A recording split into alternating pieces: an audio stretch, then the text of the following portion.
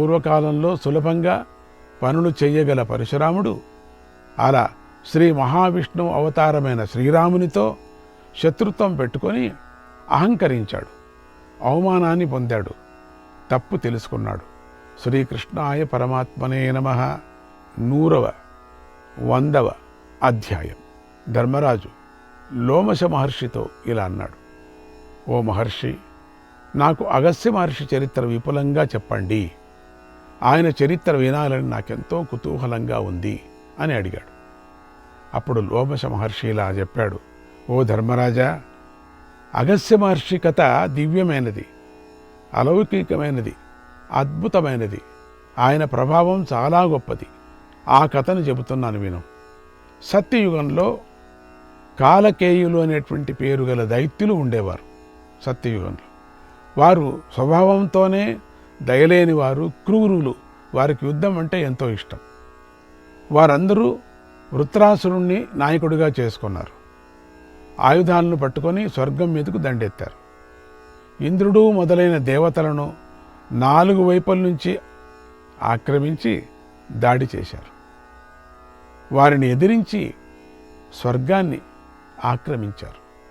అప్పుడు దేవతలు వృత్రాసురుణ్ణి వధించాలని ప్రయత్నం చేశారు, విఫలమయ్యారు. అప్పుడు ఇంద్రుణ్ణి ముందు పెట్టుకొని బ్రహ్మలోకానికి వెళ్ళారు. బ్రహ్మదేవుడికి నమస్కారం చేశారు. అప్పుడు బ్రహ్మదేవుడు వారితో: దేవతలారా, మీరు ఇక్కడికి ఎందుకు వచ్చారో నాకు తెలుసు.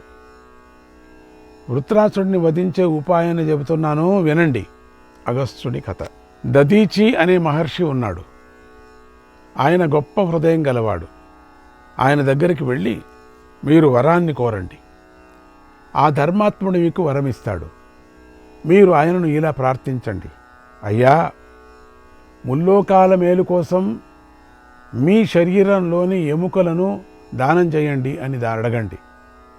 ఆయన అందుకు ఎంతో సంతోషించి తన శరీరాన్నే విడిచిపెడతాడు, ఎముకల్ని దానం చేస్తాడు. ఆ ఎముకలతో మీరు వజ్రాయుధాన్ని తయారు చేసుకోండి. అప్పుడు అది 6 అంచులతో ఉంటుంది, భయంకరంగా ఉంటుంది, గొప్పగా ధ్వని చేస్తూ ఉంటుంది, శత్రువును నాశనం చేస్తుంది. వజ్రాయుధాన్ని పట్టుకొని ఇంద్రుడు వృత్రాసురుణ్ణి వధిస్తాడు. మీ కోరిక తీరుతుంది. అందుచేత ఈ పనిని మీరు వెంటనే చేయండి అన్నాడు. దేవతలు ఆయనకు నమస్కారం చేసి వెంటనే నారాయణుడి నాయకత్వంలో దదీచి మహర్షి ఆశ్రమానికి వెళ్ళారు. ఆ ఆశ్రమం సరస్వతీ నదీ తీరంలో ఉంటుంది. అక్కడ ఎన్నో చెట్లున్నాయి, లతలున్నాయి.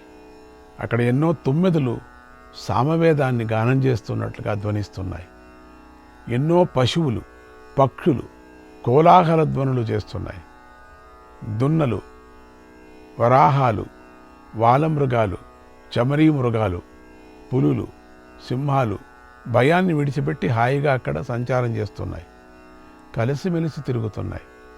దదీచి మహర్షి వంటి సత్పురుషుడి సాంగత్యంలో క్రూర జంతువులు కూడా సాధు జంతువులుగా అయ్యాయి.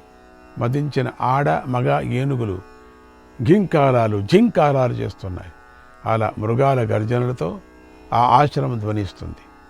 దదీచి మహర్షి ఆశ్రమం ఇంద్రుడి స్వర్గంలాగా ఉంది.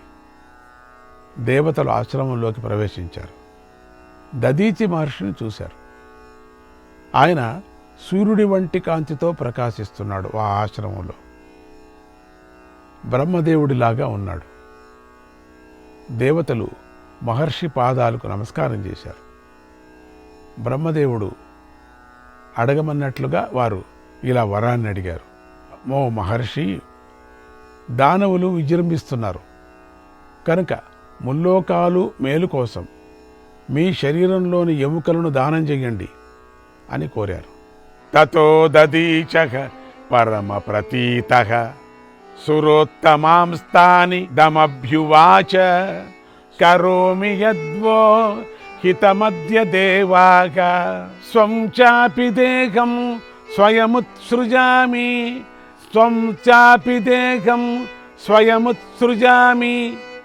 ఆ మాట విని దదీచి మహర్షి ఎంతో సంతోషించాడు. దేవతల అందరితోనూ ఇలా అన్నాడు. దీనికి ఒక కథ కూడా ఉంది, అది తర్వాత వస్తుంది, చూస్తాం. నేను మీకు తప్పకుండా మేలు చేస్తాను, ఈ శరీరాన్ని మీకోసం విడిచిపెడతాను అంటూ వెంటనే తన ప్రాణాలను విడిచిపెట్టాడు. అప్పుడు దేవతలు బ్రహ్మదేవుడి ఆజ్ఞానుసారంగా ఆ మహర్షి శరీరం నుండి ఎముకలను గ్రహించారు. తర్వాత త్వష్ట ప్రజాపతి వద్దకు వెళ్ళి దానవుల వల్ల కలిగే కష్టాన్ని చెప్పారు. బ్రహ్మదేవుడి ఆజ్ఞని చెప్పారు. త్వష్ట ప్రజాపతి వారి మాటలు విని ఎంతో సంతోషించి ఆ ఎముకలతో భయంకరమైన వజ్రాయుధాన్ని తయారు చేశాడు. తర్వాత ఆయన ఇంద్రుడితో, ఓ ఇంద్ర, ఈ వజ్రాయుధంతో దేవతలకు ద్రోహం చేసిన వృత్రాసుడిని భస్మం చెయ్యి, శత్రువులను చంపు, దేవతలకు సుఖాన్ని కలిగించు, స్వర్గాన్ని పాలించు అన్నాడు. ఆ మాటలు విని ఇంద్రుడు ఎంతో సంతోషించాడు. ఆయనకు నమస్కారం చేశాడు. ఆ ప్రజాపతి నుండి వజ్రాయుధాన్ని అందుకున్నాడు. శ్రీకృష్ణాయ పరమాత్మనే నమః. 101వ అధ్యాయం. ఈ అధ్యాయంలో త్వష్ట ప్రజాపతి దదీచి మహర్షి ఎముకలతో వజ్రాయుధాన్ని తయారు చేసి ఇంద్రుడికిచ్చాడు. ఇంద్రుడు ఆ వజ్రాయుధాన్ని పొంది దేవతలతో కలిసి వృత్రాసుడి వద్దకు వెళ్ళాడు. ఆ వృత్రాసుడు అతి పెద్దగా పర్వతమంత ఎత్తు ఉన్నాడు. విశాలమైన శరీరం ధరించున్నాడు ఆ వృత్రాసుడు. అతడి వెనుక కాలకేయులు, దైత్యులు ఉన్నారు. వారందరూ ఆయుధాలు ధరించున్నారు. అప్పుడు దేవతలకు, దానవులకు భయంకరమైన యుద్ధం జరిగింది. ఆ యుద్ధానికి ముల్లోకాలు భయపడ్డాయి. ఆ యుద్ధంలో ఆయుధాలు చూర్ణాలైపోయాయి. యోధుల శరీరాల నుండి తలలు రాలిపడ్డాయి. అంటే కాలకేయులు బంగారు కవచాలను, పరిఘలను ధరించి దేవతల మీద పడ్డారు. అంత భయంకరమైనటువంటి యుద్ధం. ఒక్కొక్క పర్యం ఒక రాక్షసుడితో అంత యుద్ధ వర్ణన చేయాల్సిన పని లేదు. కొన్ని సందర్భాల్లో యుద్ధ వర్ణన అనేది చేస్తూ ఉంటారు. కొన్ని ముఖ్యమైనటువంటి ఘట్టాలు, ఎందుకంటే ఇద్దరు ముగ్గురు ఉంటారు కదా, అందుకని అటువంటి సందర్భాల్లో చేయవలసి వచ్చింది, చేశారు కూడా. ఒక్కొక్క రాక్షసుడితో అంత యుద్ధ వర్ణన అక్కర్లేదు. ఇది భయంకరమైన యుద్ధమే ఇది కూడా. అప్పుడు దైత్యుల వేగం అతి భయంకరంగా ఉంది, సహించలేనిదిగా ఉంది. రాక్షసులు అంత భయంకరంగా ఉన్నారు. దేవతలు ఎంతో భయపడి అక్కడి నుండి పారిపోయారు. సాత్వికులైనటువంటి దేవతలు, రజస్సు కూడా లేదు, సాత్వికులే, పూర్ణ సాత్వికులైన పరమాత్మనే నమ్ముకున్నటువంటి వాళ్ళు ఆ వృత్రాసుడి యొక్క భయంకరమైన యుద్ధానికి తట్టుకోలేక పరిగెత్తిపోయారు. ఆ వృత్రాసుడు వృద్ధి చెందుతూ ఉండటాన్ని చూసి ఇంద్రుడు కూడా ఎంతో భయపడ్డాడు, మోహంలో పడ్డాడు. కాలకేయులకు కూడా భయపడిపోయాడు. జగామ శరణం శీఘ్రం తం తు నారాయణం ప్రభుం. వెంటనే శ్రీమన్నారాయణుని శరణు వేడాడు. అదొకటే కదా, భగవద్భక్తులు కదా, సాత్వికులు. మనకు బలమంతా ఉండేది ఎవరు? పరమాత్ముడే. ఒక్క పర్యం స్వామిని నమ్ముకుంటే ఆ నమ్మకమే మమ్మల్ని రక్షిస్తుంది. ఒకవేళ ఎక్కువ తక్కువ అయినప్పటికీ కూడా అది కారణం లేనిది కాదు. మనం అప్పుడేమీ దూషించకూడదు, విమర్శించకూడదు, అంతా మంచిదికే అనుకోవాలి. ఇంద్రుడు మోహంలో పడటాన్ని శ్రీ మహావిష్ణువు గమనించాడు. మోహంలో పడ్డాడంటే భయంతో ఒక నమ్మకం, తర్వాత రెండు మూడు విధాలైనటువంటి మోహాలు ఉన్నాయి. ఇక్కడ భయంతో కూడిన మోహము, కామంతో కూడిన మోహము, విజయంతో కూడిన మోహము దండిగున్నాయి. మోహము అంటే దిగ్భ్రాంతి పొందటము అని కూడా ఒక అధైర్యపడటము, బలము లేకపోవటం, ఇవన్నీ కూడా మోహానికి చాలా అర్థాలు ఉన్నాయి. అప్పుడు ఆ ఇంద్రుడి అతడి బలాన్ని వృద్ధి చేయాలని తన తేజస్సును ఇంద్రుడిలోకి ప్రవేశపెట్టాడు. మోహంతో నిస్సత్తు అయినటువంటి వాడికి సత్తుని వేశాడు. అంటే సద్గుణాన్ని ఇంద్రుడికి పంపించాడు. సత్గుణం అందరికీ ఉండదు కదా, ఒక్కొక్క పర్యం కూలిపోతూ ఉంటుంది, ఒక్కొక్క పర్యం పోగొట్టుకుంటూ ఉంటారు. ఒక్కొక్క పర్యం మంచి గుణం ఉన్నప్పటికి కూడా, ధైర్యం ఉన్నప్పటికి కూడా చుట్టూ ఉండేవాళ్ళని చూసి అధైర్యం కూడా పడుతూ ఉంటారు. ఎప్పుడు మహావిష్ణువే తన తేజస్సుని ఇంద్రుడికి ప్రవేశపెట్టాడో అది చూసి దేవతలంతా, బ్రహ్మర్షులు కూడా తమ తేజస్సును ఇంద్రుడిలోకి ప్రవేశపెట్టారు. అక్కడుండే మహర్షులు, దేవతలు అందరూ కూడా ఇక ప్రయోజనం లేదు, మిగతా దేవతలు ఆ రాక్షసుడితో, కాలకేయులతో యుద్ధం చేయలేరు కాబట్టి వాళ్ళ రజస్సు, తేజస్సునంతా కూడా ఆ విష్ణు తేజస్సుతో పాటు ఆ దేవతలు కూడా తేజస్సునే ఇచ్చేశారు. అంటే ఋషులు తేజస్సు, విష్ణు తేజస్సు, దేవతల తేజస్సు, ఈ అన్ని తేజస్సులను పొంది బలశాలి అయ్యాడు. ఇప్పుడు ఒక ప్రశ్న, తేజస్సు పొందటం అంటే ఏమిటి అనేది ఒకటి ప్రశ్న. తేజస్సు పొందటం అంటే, ఇప్పుడు పరమాత్ముని గురించి ఒక చిన్న ఉదాహరణగా మీకు చెప్తాను. పరమాత్ముని గురించి మనం పూజ చేస్తున్నాం అనుకోండి, జపం చేస్తున్నాం అనుకోండి, నియమనిష్టలతో చేసేటువంటిది.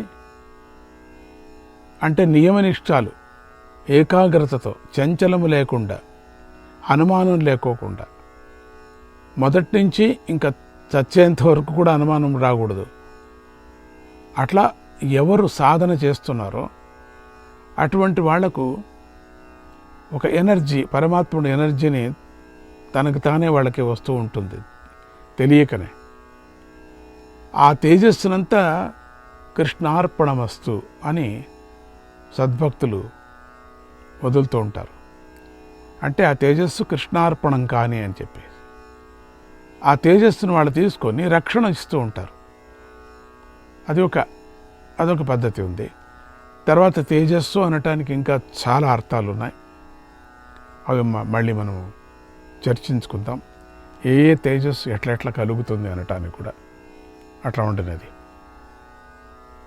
ఆ ఇంద్రుడితో ఆ వృత్రాసుడు యుద్ధానికి దిగాడు. అంటే సర్వశక్తి సంపన్నుడైనటువంటి ఇంద్రుడు యుద్ధం చేస్తూనే ఉన్నారు.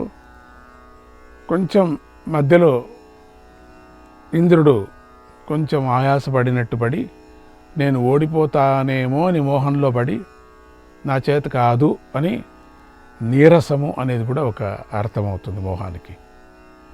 అందుకని పరమాత్ముడు, దేవతలు, ఋషులు వీళ్ళంతా చేరి ఇంద్రుడికి తేజస్సును దారపోశారు. అందుకని ఇప్పుడు ఈ వ్రతం అంతా ఏమేమి చేస్తున్నానో, నేను చేసిన జపము, ఈ వ్రతము, ఈ తపస్సు అంతా సద్గురు సమర్పణమస్తు, సద్గురువుకి నేను ఇస్తున్నాను, ఆయన పాదాలకు వేస్తున్నాను. అంటే అప్పుడు హనుమంతుడికి జయకారం అంటున్నాం. హనుమంతుడికి జయము అన్నప్పుడు హనుమంతుడి తేజస్సు పెరుగుతుంది, మనకు రక్షణ అవుతుంది. మనం చేసేటువంటి వ్రతాలు కానీ, జపం కానీ, మన యొక్క దివ్యమైనటువంటి తత్వాన్ని స్వామికి దారబోసేస్తే స్వామి యొక్క రక్షణ మనకు ఉంటుంది అని చెప్తారు. అది మనం అర్పణ చేయటం అన్నమాట. అది ఇక్కడ తేజస్సు అనటానికి చెప్తున్నా. ఉండని ఈ వీళ్ళ ఇద్దరు యొక్క యుద్ధము దిక్కులు, ఆకాశం, భూమి, పర్వతాలు అన్నీ కంపించాయి. మామూలుగా అన్ని రాక్షసులకు ఉండినటువంటి వరమే అది కదా. దిక్కులు కంపిస్తాయి, భూమి కంపిస్తుంది, ఇక పర్వతాలు కంపిస్తాయి, కొన్ని సందర్భాల్లో గోళాలు కూడా కంపిస్తూ ఉంటాయి. అన్నీ కంపించాయి. అంటే వాళ్ళ యొక్క ఎనర్జీ అట్లా ఉంది. ఆ ఎనర్జీ అనటానికి ఇంకా మీకు ఒక గుర్తు చేస్తాను. అత్రి చేసినటువంటి తపస్సుకి లోకమంతా కాలిపోవటానికి ప్రారంభమైంది. అంటే అంత అగ్ని బయట వచ్చేసింది. దాన్ని ఆర్పటానికి త్రిమూర్తులు వచ్చారు, అంటే శాంతిపరచటానికి. అట్లా వీళ్ళ యొక్క యుద్ధంతో ఏమైంది, వాళ్ళలో పుట్టినటువంటి రెండు విధమైనటువంటి, ఒకటి సాత్వికమైనటువంటిది, రెండోది తామసమైనటువంటి రెండు శక్తులు పుట్టాయి బయటికి. అవంతా అందుకని లోకాలన్నీ కంపించాయి. అవే ఉరుములు చెరుములు వచ్చేది కారణం అదేనే. అప్పుడు ఇంద్రుడు ఎంతో కోపించి వృత్రాసురుణ్ణి వధించడానికి వజ్రాయుధాన్ని ప్రయోగించాడు. వజ్రాయుధం మనం చెప్పుకున్నాం కదా, ఆ మహర్షి యొక్క ఎముకలుతో చేరినటువంటి ఒక వజ్రాయుధం అది. ఆ వజ్రాయుధం దెబ్బ తగిలి వృత్రాసురుడు మరణించాడు. అంత వజ్రాయుధానికి అంత శక్తి ఇంద్రుడికి ఎప్పుడు వచ్చిందో వజ్రాయుధానికి అప్పుడే వచ్చేసింది. అంటే ఆ మహర్షి, దధీచి మహర్షి చేసినటువంటి తపస్సు, యోగము బలం వల్ల, ఆ తపస్సు బలం వల్ల, తర్వాత ఆ దధీచి మహర్షి ఇంద్రాది దేవతలదందరి యొక్క ఆయుధాలంతా నూరుకొని తాగేశాడని చెప్పాను కదా, మనం అనుకున్నాం కదా, ఇప్పుడు చెప్పుకున్నాం కదా. అది అంత బలము శరీరంలో ఉండిపోయింది అంత మొత్తం. అదంతా మొత్తం ఎక్కడ వచ్చేసింది, వెన్నపూసలో పోయింది అంత మొత్తం. ఆ వెన్నపూసలో పోయినటువంటి ఆ ఒక శక్తి పరమాత్ముడి కృపతో, విష్ణుదేవుడి కృపతో, దేవతల కృపతో, మహర్షుల యొక్క కృపతో ఇంద్రుడికి అంత బలం వచ్చి వజ్రాయుధంలో అంత అద్భుతమైన బలం వచ్చింది. ఇంద్రుడు పట్టుకున్నప్పుడే అంత బలం వచ్చేస్తుంది. వృత్రాసుడు అప్పటికప్పుడే మరణించాడు. సంతోషం. వృత్రుడు విప్రుడు. అందుకే వృత్రాసురుణ్ణి చంపిన వెంటనే బ్రహ్మహత్యా పాతకానికి ఎంతో భయపడి ఇంద్రుడు సరస్సులోకి ప్రవేశించడానికి పరుగుపెట్టాడు. బ్రహ్మహత్య దోషం అంటుకుంటుంది కదా. వృత్రాసుడు ఒక బ్రాహ్మణుడు. ఆ బ్రాహ్మణుడు అట్లా రాక్షసుడైపోయాడు. అందుకని బ్రహ్మహత్య ఎవరేమై చేసిన బ్రహ్మహత్య మాత్రం ఆ దోషం వస్తుంది. ఎటువంటి చెడ్డ బ్రాహ్మణుడు సంహారం చేసినా కూడా బ్రహ్మహత్య పాతకం నీకు కలుగుతుంది సంహారం చేసిన వాడికి. కానీ వాడి యొక్క ఉపద్రవం తప్పుతుంది. అందుకే నీకు ఎవరు సంహారం చేశారో వాళ్ళకి ఆ అనుగ్రహం, పరమాత్ముడి అనుగ్రహం ఉంటుంది. కానీ బ్రహ్మహత్య దోషం మాత్రం ఉంటుంది. అక్కడికక్కడికి ఎగ్జామ్షన్ లేదు. మనము 2 రోజులు అబద్ధమాడి 2 రోజులు మోసం చేసి తర్వాత 4వ రోజు హాయిగా అన్నదానం చేసి జనానికంతా మంచిది చేసేసి ఈ 2 రోజులతో కొంచెం వజా చేసుకోండి అంటే అట్లా వ్యాపారం కాదు అది. అదే ఇదే. అది మనం అనుభవించక తప్పదు. ఇది అనుభవించక తప్పదు. అదే ఇదే. ఎప్పటికీ దానికి దీనికి పోతుంది. అందుకని ఇది ఎంతవరకు ఈ ఇంద్రుడికి ఎంత సంహారం చేశాడు, మంచి పేరు వచ్చింది నిజమే. కానీ బ్రహ్మహత్య దోషం ఉంది కదా, ఆ కంగారులో భయపడుతూ పరిగెత్తడం వల్ల ఇంద్రుడి చేతిలోని వజ్రాయుధం జారిపోయింది. ప్రారంభం కదా వజ్రాయుధం పట్టుకోవటం, జారిపోయింది వెళుతూ పరిగెత్తుతూ. అది ఇంద్రుడు గమనించలేదు. అంటే ఇంకా అభ్యాసం లేదు కదా. ఇప్పుడు కొత్త స్కూటర్ తెచ్చుకొచ్చి చాలామంది పడిపోతూ ఉంటారు. వాళ్ళు ఎక్కడ చేయబెట్టామో తెలీదు. అది గిడిగిడి అనేటప్పుడు అసలు కూర్చున్నామా లేదా కిందకి తెలీదు. ప్రారంభంలో కొంతమందికి అదే అవుతుంది. గృహప్రవేశంలో కూడా చాలామంది పడుతూ ఉంటారు, గుద్దుకుంటూ ఉంటారు. ఎందుకంటే అభ్యాసం లేదు కదా. అందుకని ఆ అభ్యాసం లేదు ఈ ఇంద్రుడికి. అదేమైంది, పడిపోయింది కిందికి. దేవతలు, ఋషులు ఇంద్రుడిని స్తోత్రం చేశారు. దేవతలందరూ కలిసి రాక్షసులను చంపేశారు. కాలకేయుడు భయపడి సముద్రంలోకి పారిపోయాడు. శ్రీకృష్ణాయ పరమాత్మనే నమః.